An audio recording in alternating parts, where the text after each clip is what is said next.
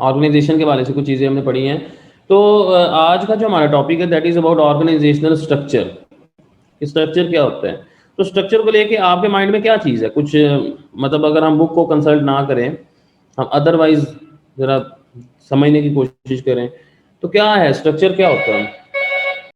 तो स्ट्रक्चर यानी उसका कोई ढांचा या निज़ाम जिसके तहत वो अगर बिजनेस में है तो वो कम्युनिकेट किस तरीके से करते हैं और वो सर्विसेज अपनी किस तरह। बेसिकली जो है ना, आप स्ट्रक्चर को समझने के लिए एक सिंपल सा वर्ड है, दैट इज अरेंजमेंट। ठीक है, अरेंजमेंट किस चीज़ की? ठीक है, अरेंजमेंट है आपकी एक्टिविटीज़ की, अरेंजमेंट है आपके रिसोर्सेज की। रिसोर्सेज कौन से हो सकते हैं? वो आपके ह्यूमन रिसोर्स हो सकते हैं। तो एक्टिविटीज़ की अरेंजमेंट या एक्टिविटीज़ की एक अलाइनमेंट क्यों ज़रूरी है? क्योंकि जब हमें इस चीज़ का पता चला कि एक अकेला बंदा सारा कुछ नहीं कर सकता, तो वहाँ पे लोगों को एक दूसरे के साथ मिल के काम करने की ज़रूरत पड़ी। जब मिल के काम करना उन्होंने स्टार्ट किया, तो फिर कुछ एक्टिविटीज़ उनकी आपस में डिवाइड हो गई, क्योंकि वो मिले ही तब थे जब उन्हें पता चला कि जी मैं ये काम नहीं कर सकता तो वो ये काम कर सकता है। तो जब वो मिले, ऑर्गेनाइजेशन का एक जब वजूद सामने आया, तो फिर लोगों ने क्या किया कि जो सा बंदा जिस काम में माहिर था, जो सा बंदा जो सा काम कर सकता था, वो काम उसके ज़ुम्मे लगना शुरू हो गए। तो जब वो काम उसके ज़ुम्मे लगना शुरू हो गए, तो हर किसी ने अपना अपना काम करना शुरू कर दिया। तो जब अपना अपना काम शुरू करना शुरू किया, तो चीज़ें आपकी एक अलाइनमेंट में आना शुरू होगी, एक अरेंजमेंट में आना शुरू होगी, और वहाँ से आगे फिर चलते चलते आपका एक ऑर्गेनाइजेशन का जो स्ट्रक्चर का जो कंसेप्ट है, वो आपका वजूद में आया।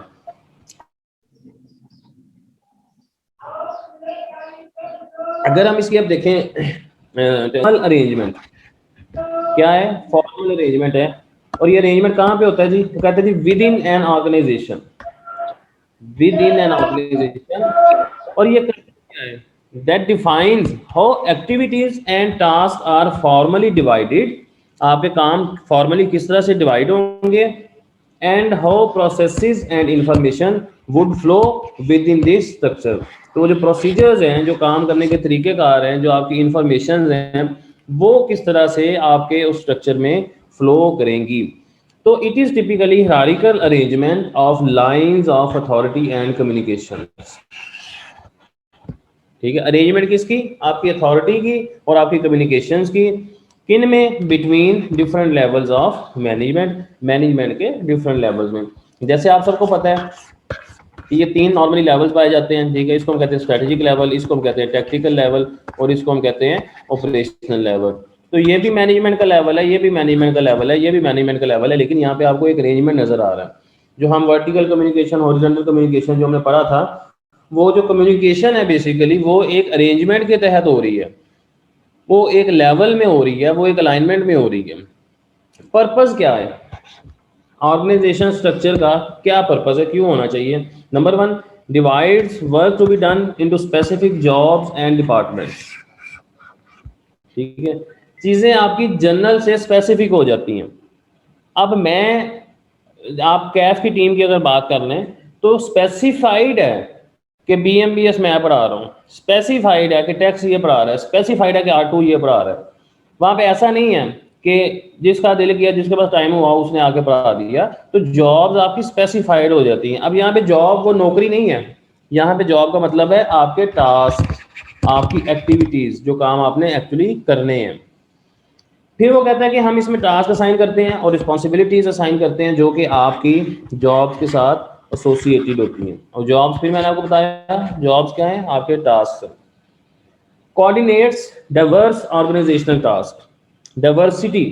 चूंकि ऑर्गेनाइजेशन है तो एक ही तो काम वहाँ पे हो नहीं रहा, मल्टीपल टास्किंग हो रही होती है, तो आपके टास्क में एक डाइवर्सिटी आ जाती है। आप वो स्पेशलाइज्ड लोगों की टीम आप अगर रखते हैं, या आप स्पेसिफिकली आपने जॉब्स असाइन की हुई हैं, तो आप एक से ज़्यादा काम भी वहाँ पे कर सकते हैं, मल्टीपल टास्किंग आप कर सकते हैं। फिर वो कहते हैं जो clusters job into units. Cluster कहते हैं गुच्छे को। ठीक है, गुच्छे का मतलब होता है बेसिकली ऐसी चीज का मजमुआ या ऐसे कुछ एलिमेंट्स का मजमुआ जो एक जैसे हों। ठीक है, अब एक जैसे का क्या मतलब है?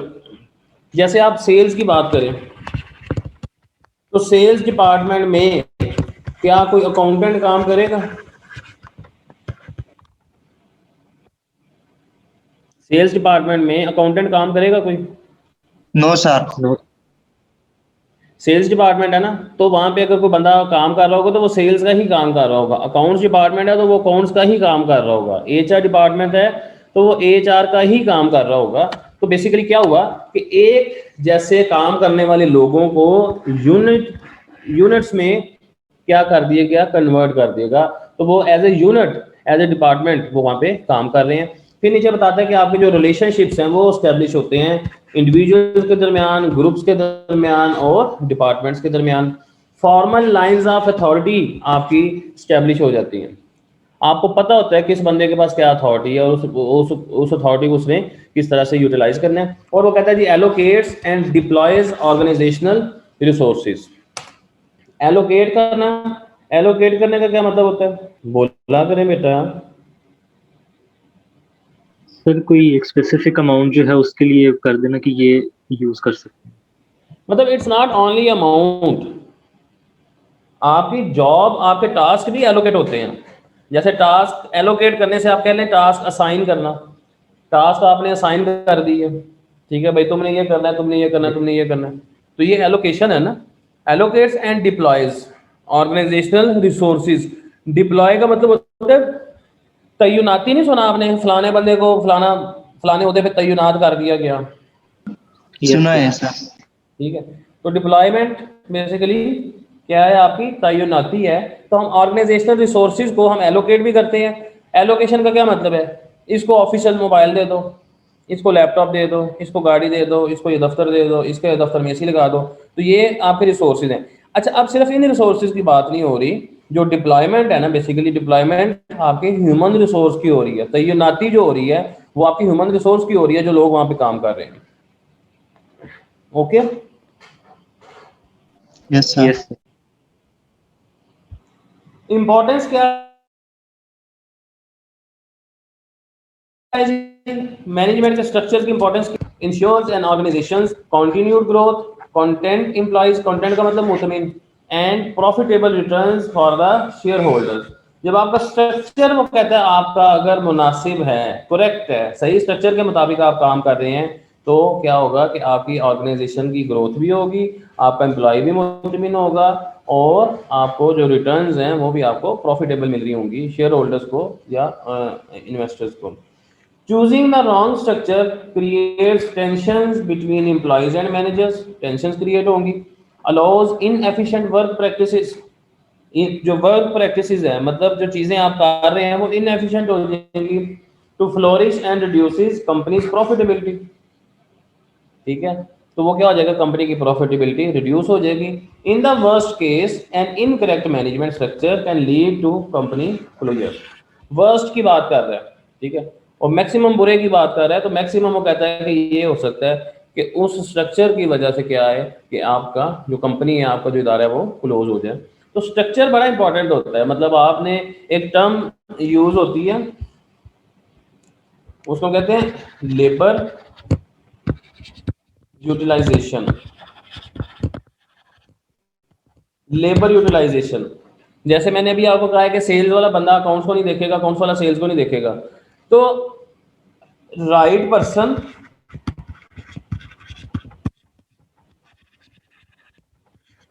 फॉर राइट जॉब, ये एक ना मैनेजमेंट की एक कोटेशन कह लें या एक प्रिंसिपल कह लें, right person for right job, ठीक है।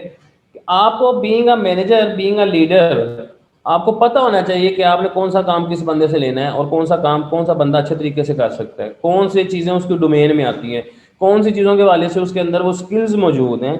तो बीइंग अ मैनेजर या लीडर आपको ये सारी चीज़ों का पता हो, इन सारे मामला का, तो फिर आप क्या करते हैं, आप उसके मुताबिक अपने जो रिसोर्सेज हैं आप उसकी एलोकेशन कर रहे होते हैं। Okay, yes okay sir. Sir. अच्छा, अब आप में से कोई ऐसा बच्चा, कोई ऐसा बच्चा जो ये कहे फॉर्मल इनफॉर्मल कम्युनिकेशन तो पड़ी हुई है ना। Yes sir. उसी तरह फॉर्मल ऑर्गेनाइजेशन और इनफॉर्मल ऑर्गेनाइजेशन होती है। फॉर्मल ऑर्गेनाइजेशन क्या है? Is the organisation structure that has been created and maintained by its leaders. It can often be shown as an organization chart with job description. आज की activity है, आपने Google करके आपने देखना कि ऑर्गेनाइजेशन चार्ट क्या होता है, और मुझे ग्रुप में शेयर भी करना है आप लोगों ने। तो यार मैं ग्रुप में मैसेज करता हूँ, आप लोग कोई रिस्पॉन्स ही नहीं देते, सारे स्पून बुकून बन के बैठे रहते हैं, को गूगल हो गए। सर बहुत डिस्टॉर्शन है सर। डिस्टॉर्शन कि आप लोग ग्रुप में रिस्पॉन्स नहीं देते हैं। सर हम करते हैं सर। आप मैसेज रीड करते हैं ना सिर्फ। मैं अपना नाम बदल के मैसेज कर दिया करूँ, कोई फिर आ जाया करेंगे रिप्लाई। प्रोबेबिलिटी फिर भी बहुत ज्यादा है सर। अच्छा चलें, तो मैं आपको ये बता रहा था कि आपने ना गूगल करना है और आपने डिफरेंट ऑर्गेनाइजेशन चार्ट जो है ना वो देखना है कि ऑर्गेनाइजेशन चार्ट किस तरह से बनता है, क्या होता है। ठीक है, तो आपको वहाँ पे इस चीज़ की समझ आ जाएगी कि चार्ट किस तरह से बनता है। फिर वो कहते हैं इनफॉर्मल ऑर्गेनाइजेशन, वो क्या है कि a network of personal and social relationships and develop through the communication and friendship between the individuals. कि उसमें कोई फॉर्मल लाइन ऑफ अथॉरिटी नहीं है। ठीक है, आप अपने सोशल कॉन्टेक्ट्स की वजह से, आप अपने रिलेशनशिप की वजह से, आपका जो एक मिलना जुलना या आपकी जो एक गैदरिंग बन जाती है उसको हम क्या कहेंगे? इनफॉर्मल ऑर्गेनाइजेशन कहेंगे। अब इसमें बता रहे हैं वो सिग्निफिकेंस इनफॉर्मल ऑर्गेनाइजेशन की। तो sir managers might try to make positive use of informal organisation. कैसे मैनेजर्स कैसे पॉजिटिवली यूज कर सकते हैं इनफॉर्मल ऑर्गेनाइजेशन को? By formalising some aspects of the informal structure, for example changing work procedures or the methods used for communication. इसका मैं आपको बताता हूँ। देखें, मैंने आपको बताया था प्रीवियसली, जिन बच्चों ने मेरे से पढ़ा हुआ है, कि हर फॉर्मल ऑर्गेनाइजेशन में एक इनफॉर्मल ऑर्गेनाइजेशन आपकी एग्जिस्ट कर रही होती है जिसको हम रोक नहीं सकते। जो ग्रेप वाइन का कॉन्सेप्ट हमने जब डिस्कस किया था तो उस वक्त मैंने आपको ये चीज बताई थी, we can never be formal every time. Yes sir. ठीक है, तो इनफॉर्मल का कल ना मेरे पास एक स्टूडेंट आया हुआ, तो किसी और स्टूडेंट को लेके, तो उसका कहना यह था कि उस स्टूडेंट ने मुझे ये कहा है कि आप काइंडली सर के पास जाएं और मेरा ये मसला है तो ये मसला हल करवा दे सर से ना।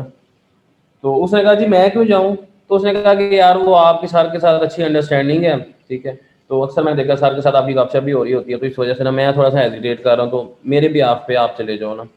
अब ये जो चीज़ है, ये चीज़ क्या है? ये एक इनफॉर्मल लेवल को शो कर रही है, ये फॉर्मल लेवल नहीं है। ठीक है, वो बच्चा फिर मेरे पास आया भी है, दूसरे को भी मैंने बुला लिया। ठीक है, मसला जो भी था उसका सुना, वो मसला शुक्र अल्लाह का हल भी हो गया। तो जो इनफॉर्मल चीज़ें होती है ना, हम उनको इग्नोर नहीं कर सकते। इनफॉर्मल चीज़ें बड़ा इंपॉर्टेंट रोल प्ले कर रही होती हैं। ठीक है, तो मैनेजमेंट या मैनेजर्स अपने इस इनफॉर्मल ऑर्गेनाइजेशन को भी यूज़ करते हुए कुछ मामला को वो देख रहे होते हैं, या कुछ मामला को वो कुछ डिसीजंस को वहाँ पे अप्लाई भी कर सकते हैं। मतलब अंदर की खबर आपने लेनी है किसी से, ठीक है, कि स्टाफ आपका क्या सोच रहा है आपके बारे में, वो एक इनफॉर्मल ऑर्गेनाइजेशन के तौर पे आप ले सकते हैं, एक इनफॉर्मल मैनर में आप ले सकते हैं, फॉर्मल मैनर में तो नहीं आप ले सकते। ठीक है, तो इस तरह के जो मामला है ना वो फिर आपको इनफॉर्मली ही डील करने पड़ते हैं। क्लियर? जी sir. Types of organisation structure में वो कहता है कि आपके काफ़ी सारी टाइप्स होती हैं ऑर्गेनाइजेशन स्ट्रक्चर की।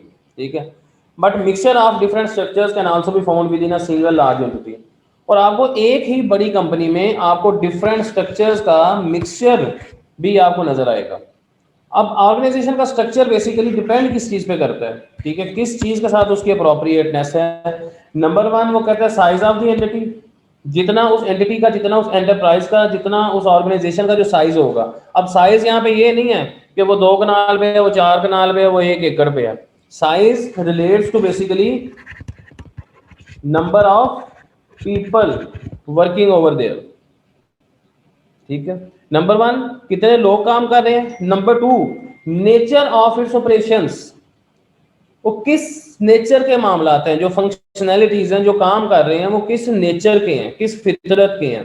उस फितरत पे भी डिपेंड करेगा आपकी ऑर्गेनाइजेशन का structure. And number 3, what it is trying to achieve, मतलब पर्पस। ठीक है जी। तो ऑर्गेनाइजेशन का जो स्ट्रक्चर है वो इन 3 चीजों पे डिपेंड कर रहा होता है। रिपीट करें जरा, नंबर 1 क्या है जी? Size of entity, number 2, nature of its nature operations, number 3, what it is trying to achieve. ठीक है। तो समझ आ गई आपको इस बात की? Yes sir. Sir nature of it's operations, जो वो काम कर रहे हैं उसकी फितरत। देखो ना, मेरी बात सुनो, स्ट्रक्चर की बात हो रही है, स्ट्रक्चर मैनेजमेंट की लेयर्स। जी सर। अब यहाँ पे नेचर का मतलब ये है कि आप जिस तरह का काम कर रहे हैं, जिस तरह का बिजनेस कर रहे हैं, उस तरह के मुताबिक आपको अपना स्ट्रक्चर बनाना पड़ेगा। Yes sir. ठीक है। आप एक एजुकेशनल इंस्टीट्यूट की एग्जांपल ले लें तो उसके स्ट्रक्चर में डायरेक्टर्स आ जाएंगे, प्रिंसिपल आ जाएगा, वाइस प्रिंसिपल आ जाएगा, नीचे मैनेजमेंट आ जाएगी, फैकल्टी आ जाएगी। ठीक है।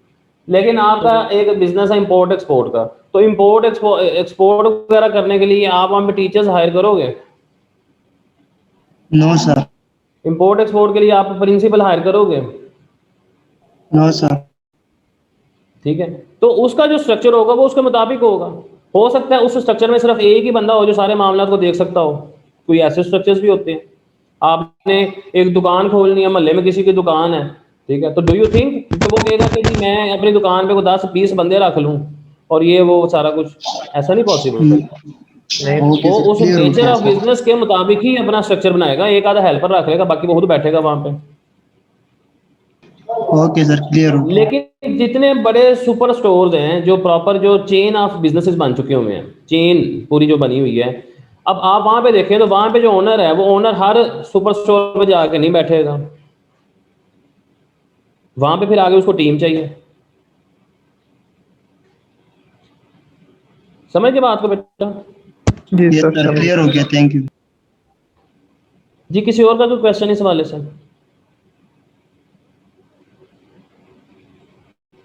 एनी क्वेश्चन बेटा? Clear sir.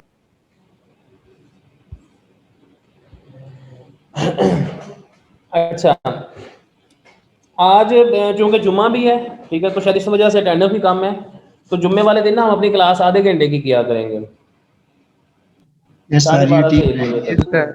1 बजे तक काफी है। हाँ जी, 12:30 से 1 बजे तक क्लास हुआ करेगी जुम्मे वाले दिन। जी सर। अच्छा, अब स्ट्रक्चर की हम बात करें ना, ठीक है, तो बेटा 3 तरह के जो स्ट्रक्चर है वो सामने आते हैं। नंबर 1 वो कहता है इंटरप्रेन्योरियल ऑर्गेनाइजेशन, नंबर 2 वो कहता है फंक्शनल ऑर्गेनाइजेशन, नंबर 3 वो कहता है डिविजनल ऑर्गेनाइजेशन। ये मैं आपको सिर्फ इसका कंसेप्ट दे रहा हूँ, ठीक है, इसको आपने खुद रीड आउट करना है नीचे डिटेल को। अगर कर लेंगे तो अच्छी बात है, नहीं करेंगे तो हम इसको कल क्लास में डिस्कस कर लेंगे। बेसिक कॉन्सेप्ट क्या है इसका? जो पहला स्ट्रक्चर है ना, इंटरप्रेन्योरियल ऑर्गेनाइजेशन, ये बिल्कुल एक बेसिक लेवल का स्ट्रक्चर होता है। बेसिक लेवल का मतलब क्या है कि जहां पे अभी आपका बिजनेस स्टार्ट हुआ है, ठीक है। अब आप में से जो बच्चे पुराने पुराने बच्चे जो डे 1 से हमारे साथ हैं, उसमें मतलब नौशेरवान हो सकता है, ये महनूर बेटी है एक, और जैद जैद फरूक या जैद आजम भी आया होगा हमारे पास। तो जैद, आपको पता होगा इस चीज़ का कि स्टार्ट में मैं बीइंग अ डायरेक्टर मैं खुद बैठ के भी एडमिशन करता था, यस सर। ठीक है। मैंने डे 1 था जब हमारी क्लासेस का, उस रात को कुर्सियां मैंने खुद सीधी की हुई हैं, कुर्सियों के शापर मैंने खुद उतारे हुए हैं, मैंने व्हाइट बोर्ड साफ किए हुए हैं, मैंने क्लासरूम में झाड़ू खुद लगाया हुआ है, ठीक है। जो डाइस है, बाकी जो मैंने डस्टिंग तक खुद की थी, ठीक है। जिस रात को मतलब हमारी मतलब 21 सितंबर को हमारा डे 1 था ऑन कैंपस क्लासेस का, 21 सितंबर को, तो 20 सितंबर की जो रात थी वो रात 3:30 बजे तक मैं नहीं मतलब हम सारे यही काम करते रहे थे, कोई कुछ कर रहा था, कोई कुछ कर रहा था। तो वो क्या चीज़ थी? अभी स्टार्ट था ऑर्गेनाइजेशन का। तो जब ऑर्गेनाइजेशन का स्टार्ट होता है तो वहाँ पे ज़्यादातर जो मामला होते हैं वो जो ऑर्गेनाइजेशन के ओनर्स होते हैं वो खुद ही देख रहे होते हैं। फिर होता क्या है, आपका काम बढ़ना शुरू हो जाता है, करते करते करते क्या होता है, फिर आपको साथ लोग चाहिए होती हैं। जब लोग आपके साथ ऐड होना शुरू हो जाते हैं तो उसके बाद क्या होता है, आपके डिपार्टमेंट्स बनना शुरू हो जाते हैं, ठीक है। जब डिपार्टमेंट्स बनना शुरू हो जाते हैं तो वहां पे जाके फिर क्या होता है कि वो आपका एक नेक्स्ट लेवल आप अचीव कर लेते हैं, तो उस लेवल का नाम होता है फंक्शनल ऑर्गेनाइजेशन स्ट्रक्चर। जैसे यहाँ पे वो कहता है कि entities manage by it's entrepreneurial owner, यहाँ पे ओनर ही मैनेज कर रहा है। अब यहाँ पे क्या हुआ, फंक्शनल स्ट्रक्चर आ गया, और ये क्या है, नेक्स्ट स्टेज है आपकी डेवलपमेंट की। अब यहाँ पे फंक्शंस में क्या क्या आ गया, ये डिफरेंट डिपार्टमेंट्स आ गए, प्रोडक्शन डिपार्टमेंट आ गया, मार्केटिंग सेल्स आ गया, फाइनेंस अकाउंटिंग आ गया, एचआर आ गया, आईटी का आ गया, आर&डी रिसर्च एंड डेवलपमेंट। ठीक है, तो ये डिफरेंट अब आपके पास क्या आ गए, डिपार्टमेंट्स आ गए। तीसरे स्टेप पे जाके क्या होता है, तीसरे स्टेप पे जाके आपको फील होता है कि अच्छा भैया लाहौर में तो हमारा काम चल पड़ा है, अब हम किसी दूसरे शहर में भी जाते हैं। ठीक है, या हम हमारी कोई और ब्रांच भी होनी चाहिए। ठीक है, तो जब आपकी ब्रांच सिस्टम आ जाता है ना, तो उसमें फिर ये होता है कि आप एक जगह पे आप अपना हेड ऑफिस डिक्लेयर करते हैं, और बाकी आप क्या कर रहे हैं, मुख्तलिफ इलाकों में आपकी ब्रांचेस जो है वो काम कर रही हैं। पंजाब ग्रुप के आप एग्जांपल ले सकते हैं, सुपीरियर के आप एग्जांपल ले सकते हैं, जितने भी बड़े नाम हैं, किप्स के आप एग्जांपल ले सकते हैं। तो इनका एक एक हेड ऑफिस है, और आगे इन्होंने फ्रेंचाइजीज या ब्रांचेस जो भी इनका मतलब सेटअप है, तो उस तरह का जो स्ट्रक्चर होता है वो तीसरी फेज होती है, उसको हम कहते हैं डिविजनल। जैसे डिवीजन नहीं होती, डिवीजन का मतलब एरिया वाइज आपने क्या किया, चीजों को सेग्रीगेट कर दिया, तो उस डिवीजन से इसका नाम है डिविजनल ऑर्गेनाइजेशन स्ट्रक्चर। तो इसके फीचर्स में क्या आ जाता है, markets in different geographical areas. Example है लाहौर कराची डिवीजन। आप जियोग्राफिकली डिफरेंट एरियाज में आप अपनी जो मार्केट है वो आप लेके चल रहे होते हैं। अगर आप पैक की एग्जांपल लेते हैं, तो पैक इस टाइम डिविजनल स्ट्रक्चर पे काम कर रहा है, क्योंकि उसका डिफरेंट जियोग्राफिकल एरियाज में राइज के 2 कैंपस है, वो भी डिविजनल है। ठीक है, मेन गार्डन टाउन को हेड ऑफिस कंसीडर करते हैं, दूसरे इनकी वो एक ब्रांच के तौर पे कंसीडर करते हैं, या इसके अलावा कोई भी आप एग्जांपल ले सकते हैं। तो ये डिविजनल मोड पे जा चुके हैं। ठीक है, तो जो हमारा 21 सितंबर था वो एंटरप्रेन्योरियल था। अब अगर मैं पीएसए की बात करूं तो no we are working at functional organisation structure, और इंशाल्लाह बड़ी जल्दी हम डिविजनल पे चले जाएंगे। ठीक है, तो ये बेसिकली 3 तरह के स्ट्रक्चर्स होते हैं जो आपके ऑर्गेनाइजेशन में पाए जाते हैं। ये नीचे उनके सारे फीचर्स और इनकी ये डिटेल्स, साथ इसकी ये पिक्चर है। ये बेसिकली क्या है, ये एक ऑर्गेनाइजेशन का चार्ट है।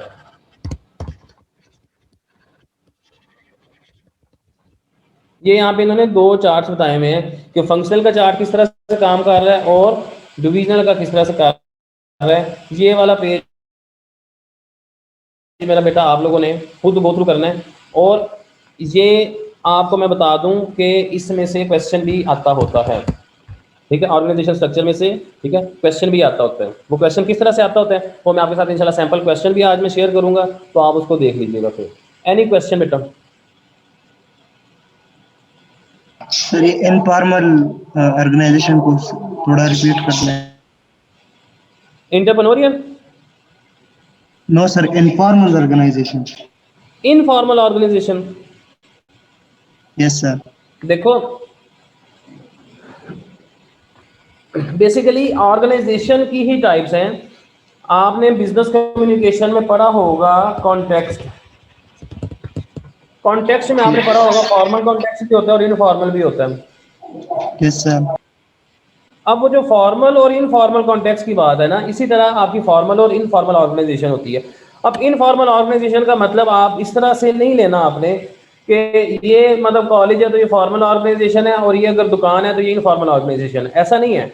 बेसिकली उस ऑर्गेनाइजेशन में रहते हुए जो आपके मामलात चल रहे हैं, उन मामलात को आपने कंसीडर करना है कि वो मामलात आपके कॉन्टेक्स्ट बेसिस होते हैं, कॉन्टेक्स्ट पे डिपेंड कर रहे हैं। तो कुछ मामलात आपके फॉर्मल चल रहे होंगे, कुछ मामलात आपके इनफॉर्मल चल रहे होते हैं। अब अगर मैं अपने किसी सबॉर्डिनेट से बात करूंगा तो मुझे एक फॉर्मल लेवल पर रहते हुए बात करनी पड़ेगी, लेकिन मैं अपने किसी पार्टनर से बात करूंगा तो उस पार्टनर के साथ मैं इनफॉर्मल हो सकता हूँ। जो मेरे सबॉर्डिनेट्स हैं वो आपस में एक दूसरे के साथ इनफॉर्मल हो सकते हैं, उनके आपस में सोशल कॉन्टेक्स्ट एक दूसरे के साथ हो सकते हैं। तो ये बेसिकली इस कॉन्टेक्स्ट में फॉर्मल और इनफॉर्मल का जिक्र किया गया।